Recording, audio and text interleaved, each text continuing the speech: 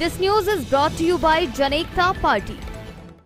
नगर निगम मंडी में संपत्ति कर को लेकर बैठक का आयोजन किया गया। बैठक की अध्यक्षता नगर निगम की महापौर दीपाली जायसवाल ने की। महंगाई से जूझ रहे मंडी के लोगों को नगर निगम ने चुनावी साल में बड़ी राहत दी है। यहाँ संपत्ति कर में केवल 5% की बढ़ोतरी की गई है, जबकि नगर निगम में नए शामिल क्षेत्रों में कोई टैक्स नहीं लिया जाएगा। नगर निगम की महापौर दीपाली जायसवाल ने बताया कि 6 वर्षों के बाद मंडी क्षेत्र के ABC जोन में संपत्ति कर में केवल 5% की बढ़ोतरी की गई है और D जोन में गरीब तबके के लोग आते हैं, उनके संपत्ति कर में कोई बढ़ोतरी नहीं की गई। D जोन में जो कर 2017 में लिया जाता था वही लिया जाएगा। उन्होंने कहा कि नगर निगम में जो नए क्षेत्र सम्मिलित किए गए हैं उनसे 3 साल का कोई टैक्स नहीं लिया जाएगा। हमारे एक विशेष बैठक बुलाई गई थी प्रॉपर्टी टैक्स के बारे में और उसमें हमने कुछ ज़्यादा कोई ख़ास तब्दीली नहीं करी है।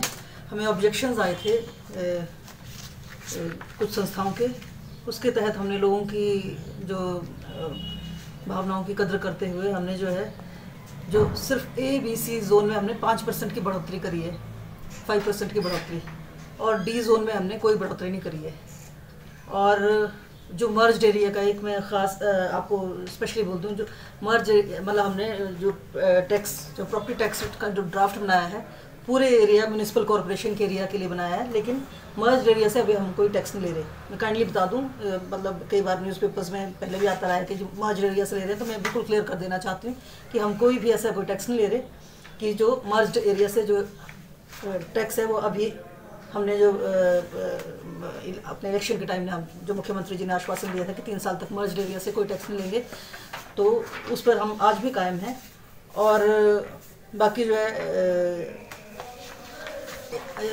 हमें जो संस्थाओं से ऑब्जेक्शंस आए थे, एक ऑब्जेक्शन आया था कि हमने टाइम कम दिया, तो हमने अब माकूल टाइम दे दिया है, क्योंकि 31 मार्च तक हमें पहले ड्राफ्ट बनाने के लिए बोला गया था। हमें ऊपर से UD से डायरेक्शन आई थी कि 31 मार्च तक आप जो है वो ऑब्जेक्शंस ये ड्राफ्ट UD को भेजें, तभी हमें जो ग्रांट्स हैं वो मिलेंगी।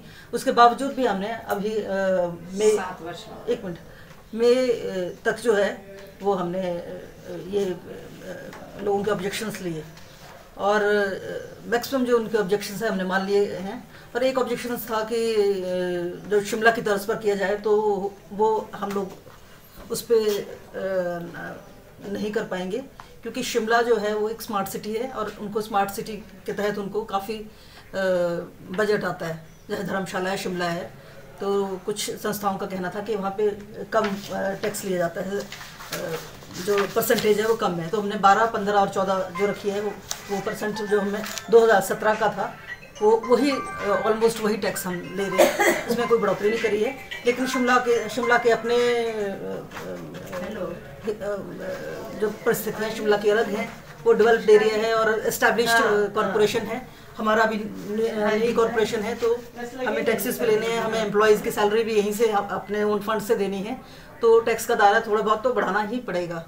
और ये जो पुराने जो हमारा जो काउंसिल के टाइम का जो वो था प्रॉपर्टी टैक्स था, जो 2016 में जिसका ड्राफ्ट तैयार किया गया था, वो ऑलमोस्ट उतना उसी बेसिस पर बनाया गया है। दिव्य हिमाचल टीवी के लिए मंडी से विप्लव सकलानी की रिपोर्ट। लोकतंत्र के पक्षधर, अपराध रहित और देश प्रेम से प्रेरित नागरिक जनएकता पार्टी की हिमाचल प्रदेश राज्य कार्यकारिणी, जिला व खंड स्तरीय कार्यकारिणी और विधानसभा चुनावों में उम्मीदवार बनने के लिए फेसबुक ID anilukd7@gmail.com और janektaparty.com या मोबाइल नंबर 9758059500 पर संपर्क या मैसेज करें। राजनीतिक रुचि व योग्यता रखने वाली युवा पीढ़ी विशेष आमंत्रित है।